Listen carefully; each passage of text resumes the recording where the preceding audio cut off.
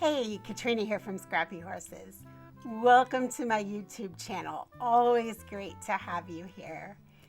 Today, I'm working on a gift bag that I put together in Cricut. I cut it on my Cricut, designed it in Cricut Design Space, and I did make alterations to this bag. This is more of a rectangular bag, but I changed the dimensions to make it more square to fit a gift I wanted to give. I'm making it for the Paper a la Mode challenge, and I would love it if you would come over and join us. We love all projects except cards. We are a card-free zone. Our theme for this month of December is Add Snow. So if you're working on a project and it has snow and it's not a card, come on over and share it with us. We'd love to see it. All right.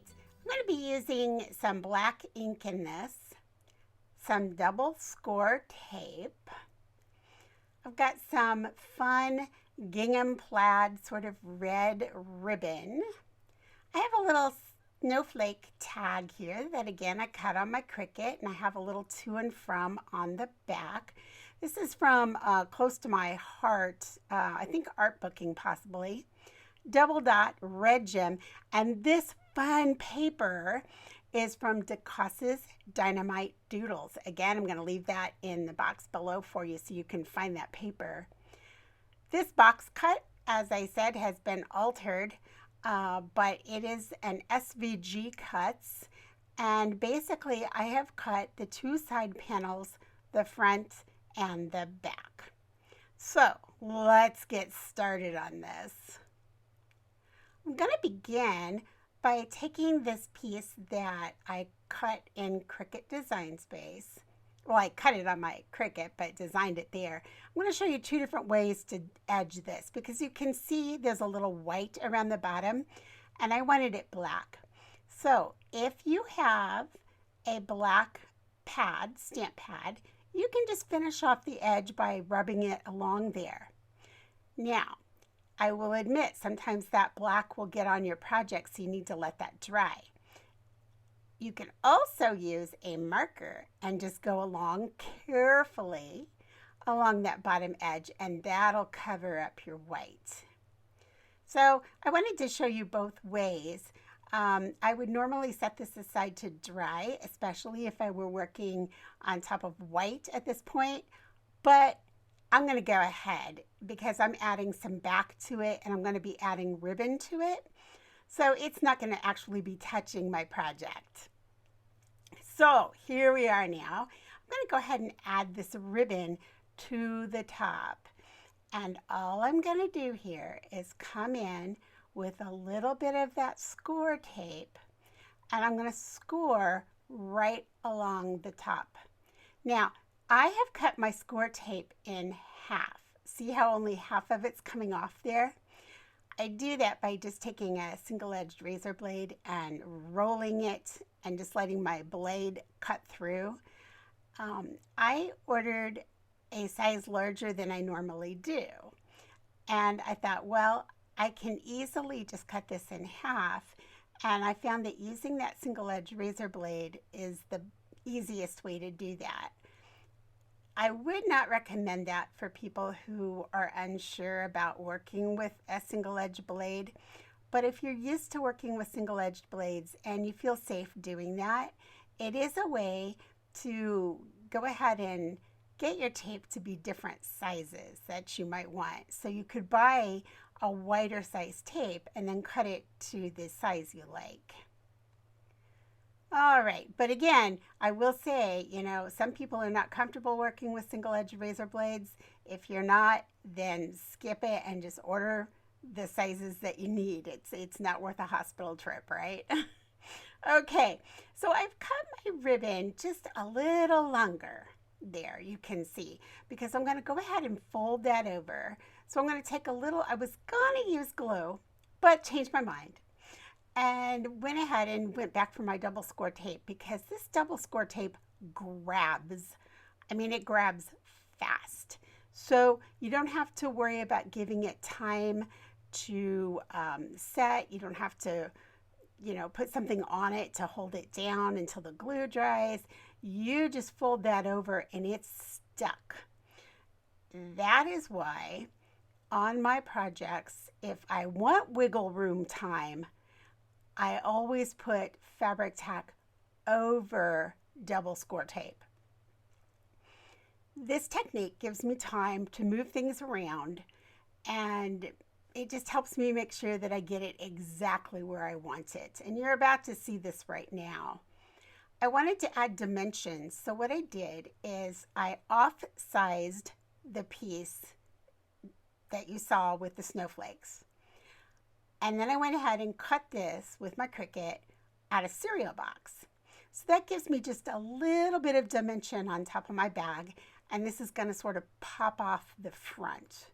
So here you're going to see me adding the double score tape, and I'm going to add it around the edges, and then I'm going to go over that with my fabric tack. As you can see, I sped the video up quite a bit because I just don't have that much to say about this, and it's pretty self-explanatory. All right, I'm going to come in and I'm going to start going over the scores that my Cricut put in.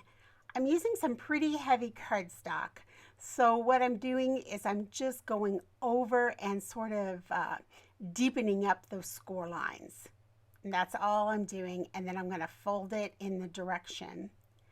This is one of the side panels, and this is what I really had to alter to make it much wider so that I could get a more square box.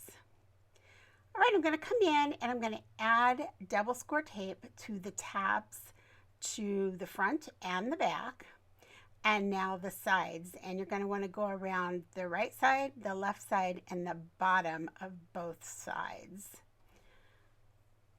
Once I've done this, then we'll be ready to put the box together.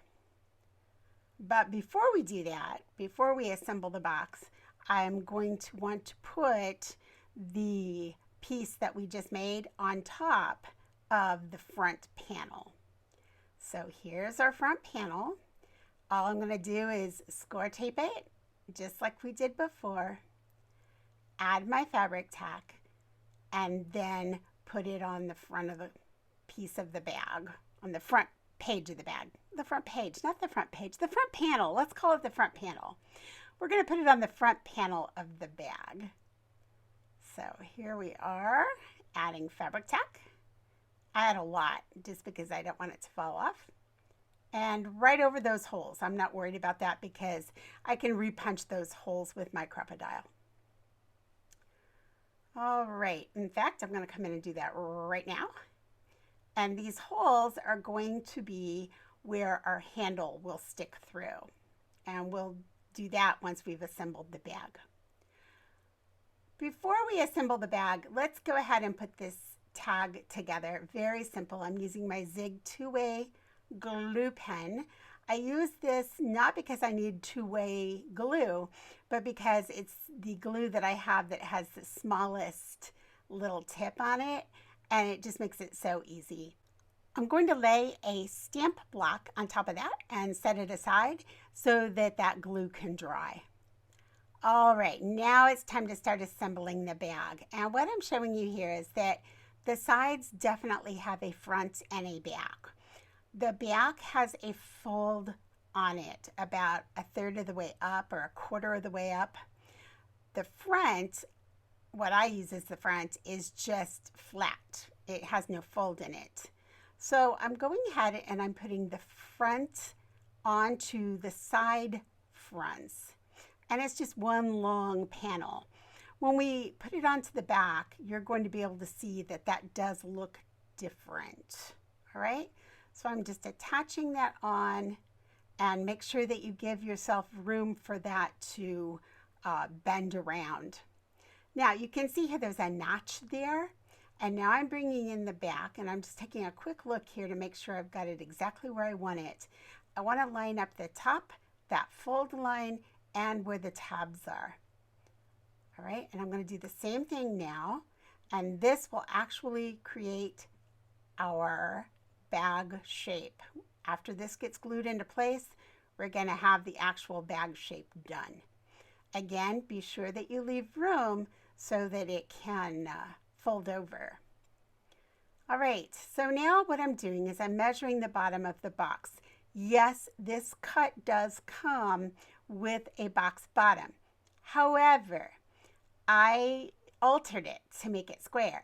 So I decided rather than try to figure out all of that in Design Space, I would just measure it and cut my square. I'm cutting it out of cereal box, and I do that just to make the bottom very sturdy, because I'm going to be putting something a little bit heavy, not real heavy, but just a little heavy. So I want to make sure that the bag is secure for that. I'm going to go ahead and add some white cardstock to the top of this and to the bottom. And then I'm going to take it over to my paper slicer, and I'm going to slice it just to get it all exactly the same size. So again, I'm using the fabric tack over the score tape so that I have wiggle room and I can butt this paper up right to the edge so that I can just cut right along the edges that I want to trim down. And you'll see what I'm talking about here in a second. There we go.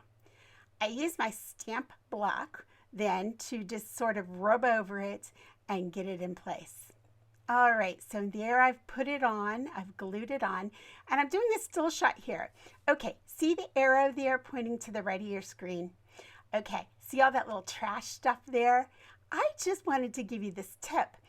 I have my trash bag hanging off the side of my craft table, and when you see me just scoop trash to the right, that's where it's going. It's going into that trash bag that is hanging off the right side of my desk or table. Okay, so when you see me doing that, I'm not throwing it on the floor. There's actually a trash bag that is taped onto my table, and then when it gets full, I untape it. It's just masking tape, and I just throw the whole thing away, take it out to the trash. Okay, so that's a little tip for you. All right, I have already put in one handle, and what I'm doing here is I'm just bringing that ribbon in, and I'm pushing it through the holes, and I'm just doing a double knot, and that's all there is to it. The holes were already put in, if you remember correctly, in the Cricut program. So the SVG already had holes in it, and then I punched through the front, so that's how I had that. I'm going to punch a little hole in our tag and add a little baker's twine and put that in, and then I will be adding the gem to the middle, and that will finish up this project. Not a hard bag to make.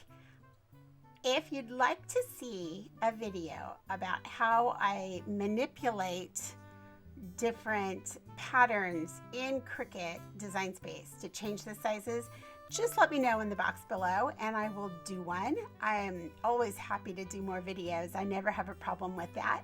I thank you so much for your time that you spent here today. And if you have any questions or comments, leave them in the box below, as always, and I will leave you all the information about this project so that you can find the goodies I used, as well as the Paper a la Mode challenge. So come on over and join us. We would love to see your project there. All right, we're in holiday crunch time, so good luck finishing up those cards and bags and tags, and I will catch up with you in the next video. Bye.